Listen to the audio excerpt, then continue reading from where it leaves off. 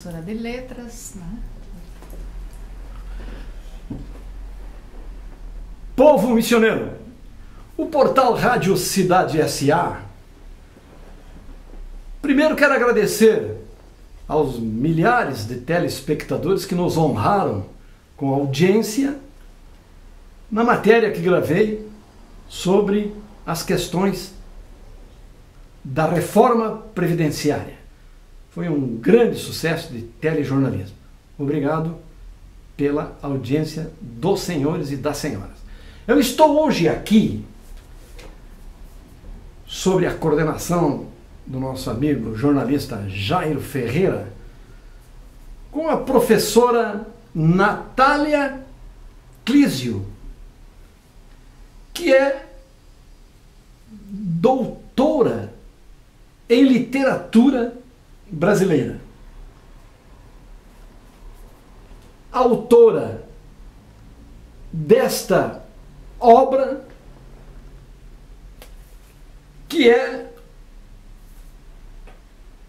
o trabalho de doutorado que ela fez, muito usado nos meios acadêmicos e por todos que se interessam pela educação e pela cultura. Professora,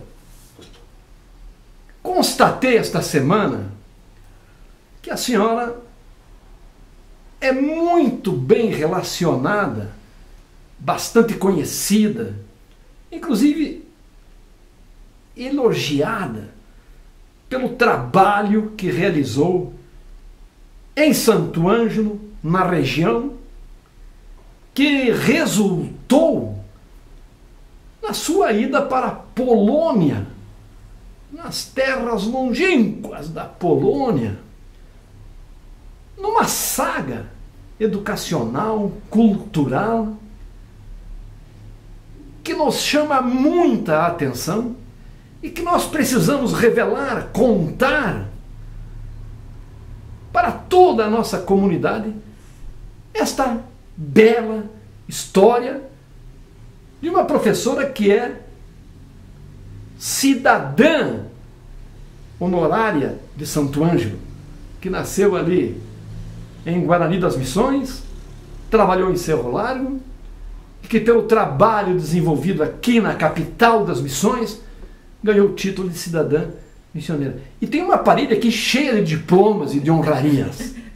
Professora, como é que é essa história que a senhora acabou na Polônia e está nos visitando aqui, né? Mora lá na Polônia. Bom, muito obrigada por tantos elogios. Merecidos, merecidos. Acompanho vocês lá na Polônia pelos sites. Tudo graças, Saragosso, à formação. Como você disse, ao trabalho de professor. Formação no curso de letras, muita leitura, batalha pela leitura também, oportunidade de estudar principalmente, não é? Tive a oportunidade de estudar, começar a trabalhar logo depois do término da faculdade e também de participar dinamicamente desse ofício do magistério. Professora, já nasceu com a vocação, desde pequenininha já tinha esse desiderato, essa vontade, esse talento, esse dom para esta área da educação? Sim. Mesmo sabendo que o professor no Brasil não é valorizado como deveria, que não ganha como deveria, e uma série de obstáculos e problemas para exercer-se o magistério, mesmo assim a senhora enfrentou, firme. Me criei dentro da realidade dos professores que batalham. Minha mãe teve que acolher na sua casa, no interior de Cerro Largo, numa moradia que era para nós, acolher os professores que vieram trabalhar naquela colônia.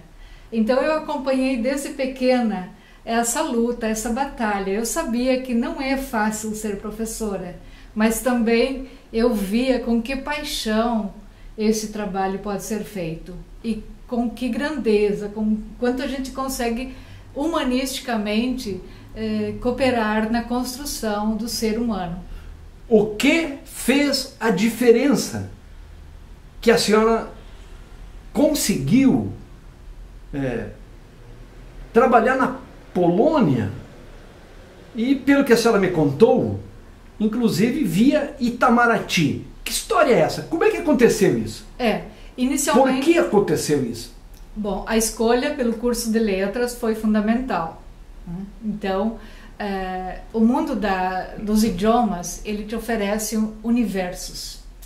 E eu conquistei, então, o universo da língua portuguesa, da literatura e também de outras línguas. Trabalhei aqui no estado, na 14ª DE da época, num projeto que se chamou Pluralismo de Idiomas, que visava um trabalho pela implantação de línguas étnicas, alemão, polonês, francês, espanhol, em zonas onde predominava essa descendência. Então, como eu trabalhei nesse projeto, eu depois fui à Polônia fazer mestrado. Então, eu fiz o mestrado em polonês lá, de cultura e língua polonesa, para dar continuidade ao projeto aqui no Rio Grande do Sul. Depois, quando eu retornei da Polônia, eu acabei indo trabalhar em escola, com ensino de inglês, mas me dediquei à etnia polonesa, à organização da etnia polonesa, que já vinha batalhando aqui pelo grupo polonês que reside nas missões. Então eu me entrosei, fui presidente da etnia polonesa, mas continuando sempre o meu trabalho como professora. Então, como eu fiz o mestrado na Polônia, em 2000, o Itamaraty foi solicitado para entrar com uma cooperação com uma universidade polonesa, com a Universidade de Varsóvia. Eles precisavam de um professor de literatura brasileira para trabalhar no curso de letras lá.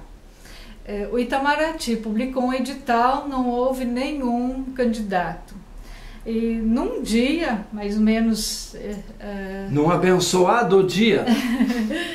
Eu recebi um telefonema do Itamaraty dizendo que eles haviam consultado o MEC e nos registros do MEC eles encontraram o meu nome como uma das únicas pessoas que tinha formação no curso de letras de língua portuguesa e literatura brasileira e também uma especialização, um mestrado em letras na língua polonesa. Essa foi a gota d'água. Quando a senhora for presidente da etnia polonesa aqui na região, aqui em Santo Ângelo, lá na FENAMILHO temos um belo de um espaço, uma obra linda construída lá, que todas as FENAMILHOs eles mostram a comida, o artesanato, as vestimentas, a música, enfim. É uma espécie de consulado da etnia polonesa na FENAMILHO. Foi construída aquela sede na sua gestão. Então a senhora é mesmo atilada, empreendedora e merecedora, obviamente, dos resultados que está conquistando. E fica, professora, a todos os estudantes que estão nos ouvindo nesse momento, um recado que fica no ar. Como vale a pena a dedicação e como é importante ter-se o domínio de, no mínimo, uma língua estrangeira. Falar corretamente, escrever corretamente, abre porteiras, abre fronteiras para as pessoas. A senhora é um exemplo disso, não é? Exatamente. Eu acho que a língua, né, o idioma de um país é o que dá força a uma nação, não é? A cultura, a língua. E é muito importante preservar, não é, a língua portuguesa correta, não é? Dominar, também, enfim, eu acho que o estudo é uma das coisas mais importantes. Então, e saber uma língua estrangeira, que foi o que abriu as fronteiras para a senhora. Exatamente. Né? Hoje o mundo cada vez tem menos essa marca de fronteiras. É verdade. Então as referências são cada vez mais globais e não locais. Eu sempre digo, quando eu começo a perder as minhas referências de identidade, eu preciso voltar a Santo Ângelo. Aqui eu reencontro as minhas fronteiras, né? Então a língua é a fronteira da gente. A partir desta, a gente vai adquirindo outros mundos. Professora, como é a Polônia hoje? muitas pessoas, eu inclusive, não tenho muita noção como é a educação lá, qual é a valorização do professor, o analfabetismo, enfim, qual é o status, a aura da educação na Polônia hoje. Silvano, posso dizer que é um sonho trabalhar num país como a Polônia, onde o índice de alfabetismo é 99%. Ainda hoje eu conferi esses Então dados. é o contrário, não é o índice de analfabetismo que é relevante, é o índice de alfabetismo. 98%. 99%. 99%. Não tem analfabeto. Não tem analfabeto. Não tem praticamente. As pessoas, elas são instruídas, elas têm um mínimo de instrução. Em todos os setores, você pode conversar com as pessoas naturalmente sobre qualquer assunto, sobre qualquer área. Então tem cultura também. Cultura. Um povo dedicado à cultura, teatro, cinema, música, sim. Literatura. Na bagagem dos estudantes, por exemplo, dos jovens, eles viajam muito. Os jovens viajam muito. Mas na bagagem deles, a coisa mais importante, o elemento mais importante é o livro que eles carregam. Isso é o que faz a diferença. Das coisas que fazem a grande diferença é a leitura, a literatura, sem dúvida nenhuma. Né? Eu fico fascinada quando eu estou, por exemplo, no metrô, nos ônibus urbanos. As pessoas estão sempre lendo, o tempo todo. Então é um país da leitura. Sabe, professora, que eu, por muitos anos, hoje um pouco menos, eu sempre lia, concomitantemente, estou lendo 2 livros. Um sobre espiritualismo, filosofia, e outro, História das Missões. Né? A História das Missões, para mim, é um foco, que eu acho muito lindo. Né? Faz parte da história universal, da né? nossa história universal. E você sabe alguma coisa da nossa história missioneira lá na Polônia? Sim, porque eu principalmente trabalho com os países, não é, luso brasileiro, no caso, brasileiro e português, mas também em nosso instituto nós temos toda a parte da iberística, né, do mundo ibérico. Então nós entramos nessa questão do domínio aqui da América do Sul, da época das colônias espanholas e portuguesa. Então essa história é bastante presente lá. Temos que deixar então aqui um apelo. Num contato a posteriori, de repente viabilizar a ida aí de um time nosso aí de pesquisador da história missioneira, da nossa literatura missioneira, da nossa música missioneira, artistas, cantores, escritores, etc. Um grupo que pudesse fazer um tour lá pela Polônia, levando esse nosso legado, que foi considerado o triunfo da humanidade, né? Uma das sociedades mais perfeitas que o cristianismo construiu na Terra. Seria importantíssimo, a senhora seria uma representante nossa lá na Polônia. Mas o professor é valorizado lá? O salário é digno, pelo menos, lá na Polônia, não? Assim, eu sempre costumo dizer que é uma pergunta meio estranha, mas aqui a coisa anda tão ruim, né, que vale a pena o comparativo, né? Mas assim, a profissão de professor, ela não favorece a um enriquecimento, né? Como muita gente acha e espera ficar rico na vida. Mas lá o professor, ele tem muito status, ele tem um status reconhecido, ele tem um respeito, né? Então, desde o tratamento, você nunca é chamado pelo nome, você sempre tem um título antes e o sobrenome. Sem dúvida, né? Então, nesse sentido, eu acho muito bom de trabalhar lá. O salário não é muito baixo, entra na faixa média, não é? O básico, por exemplo, é em torno de 3.000, que é o médio dos salários na Polônia. Então, nesse sentido, a gente pode viver modestamente, mas de uma forma equilibrada. Também há muito subsídio assim, para o professor, por exemplo, na entrada do inverno, há um subsídio para o professor se equipar com roupa, bota, essas coisas. Na época das férias, há um subsídio para os professores enviarem seus filhos para as colônias de férias. Né? Na época de Páscoa, também há um subsídio Páscoa, porque são os períodos onde a gente tem um gasto extra. Né? Então, as universidades sempre tem esse fundo para ajudar os professores. E quando chega no fim do mês, o pagamento está na conta certinho, não tem parcelamento de salário, com certeza. É categórico, né? Isso é um respeito muito grande, né? Isso aí. E a economia polonesa, como é que está nesse momento? Silvano. Que a coisa está globalizada, né? Dá um problema lá não sei aonde, o mundo inteiro sofre, né? A crise quando bate, não é mundial, não é? Mas a Polônia é um país que, de certa forma, ele tem um equilíbrio por causa da sua quase que autossuficiência, né? Então, a Polônia, o setor agrícola é muito bom. Na Polônia não há grandes proprietários de terra. A economia da agrícola, ela é baseada no minifúndio, né? Mas deve ser um minifúndio produtivo que agrega valor, diferente do nosso, né? Do nosso. Então a Polônia é um grande produtor de cereais, ela é autossuficiente em trigo, não é? Centeio, de tubérculos também, batata, a beterraba branca para o açúcar, a beterraba vermelha, enfim, toda essa parte de legumes, ela é autossuficiente. E também no setor pecuário também é um grande produtor de suínos, aves, peixes, né, e gado leiteiro, não tanto para corte como para leite e derivados. E é famosa na Polônia a produção de toda a produção leiteira. Né? Então queijos e derivados é muito forte. Então dá para se dizer assim, ó, que ela praticamente é autossuficiente. Né? E a Polônia tem uma bela história, né? A Europa inteira tem uma bela história, uma história muito antiga. O turismo funciona por lá? Sim. É uma fonte geradora de riqueza e renda?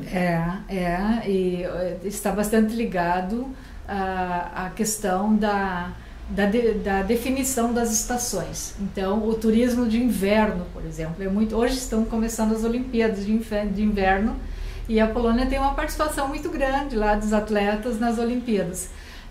Então, porque tem a região das montanhas, né, que é muito explorado turisticamente, né?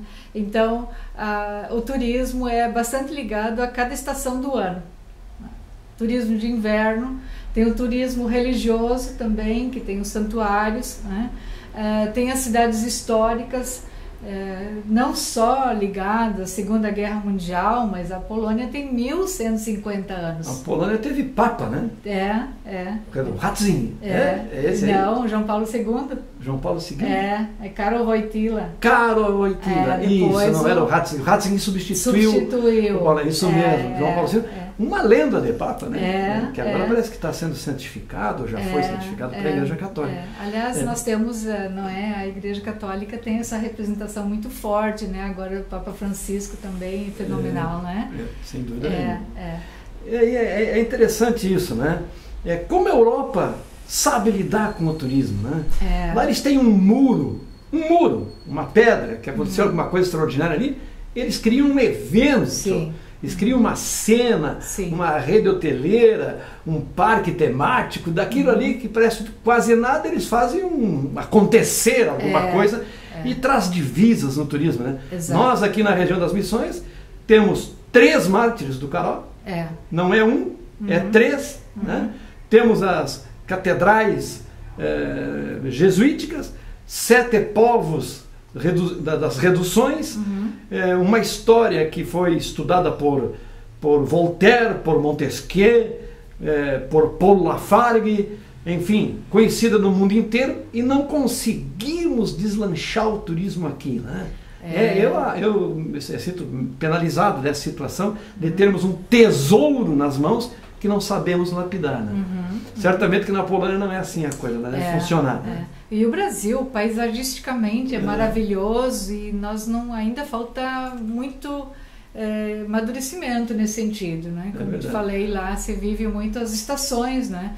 Aí no verão tem a estação do verão que está muito ligado ao litoral, no Báltico, né? Aos lagos também, que é uma região belíssima.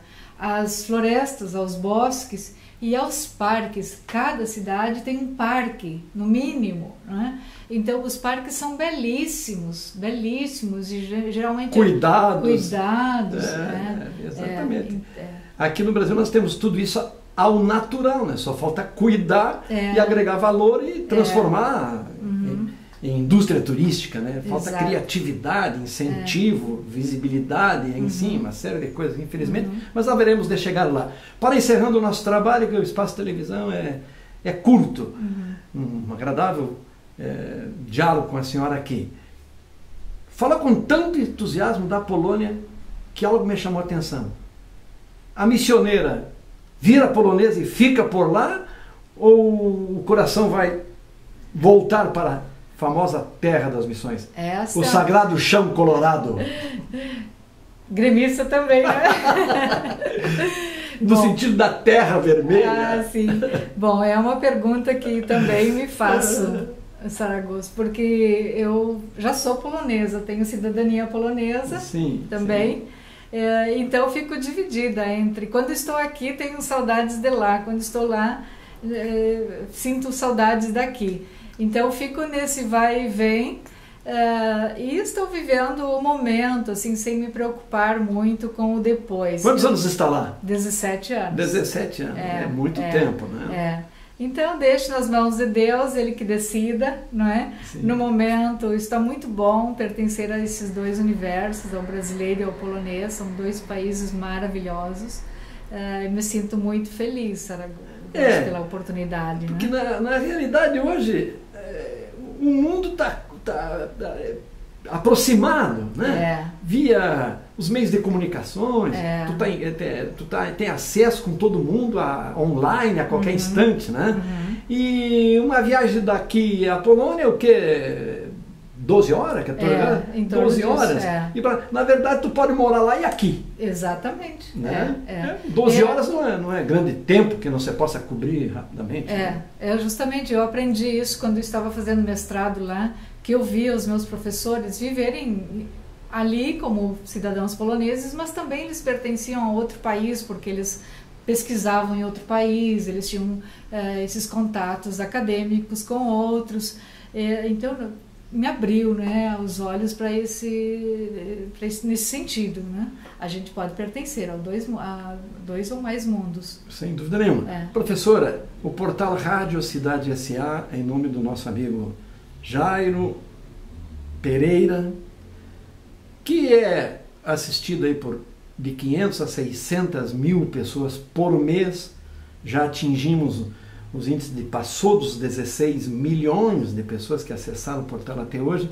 É um excelente, importante veículo de comunicação da nossa terra missioneira para o mundo, e fiquei muito satisfeito, o Jairo ficou muito feliz em saber que a senhora clica o portal Rádio Cidade S.A. na Polônia para saber o que está acontecendo aqui na terrinha.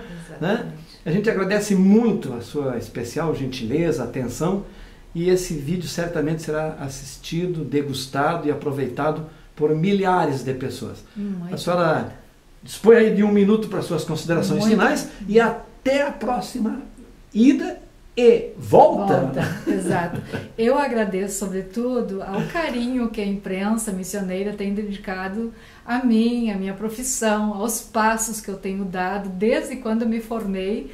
Né? Então, muito obrigada a todos, um beijo a todos vocês que são aí as pessoas que fazem informação e mantêm as pessoas atualizadas. Jairo, um abraço grande a você, amigo, carinhoso, e tudo de bom para você e todos os teus colegas. Muito bem. Muito obrigado, professora. Então, um abraço missioneiro, meus amigos, e até a próxima oportunidade. Será que ficou?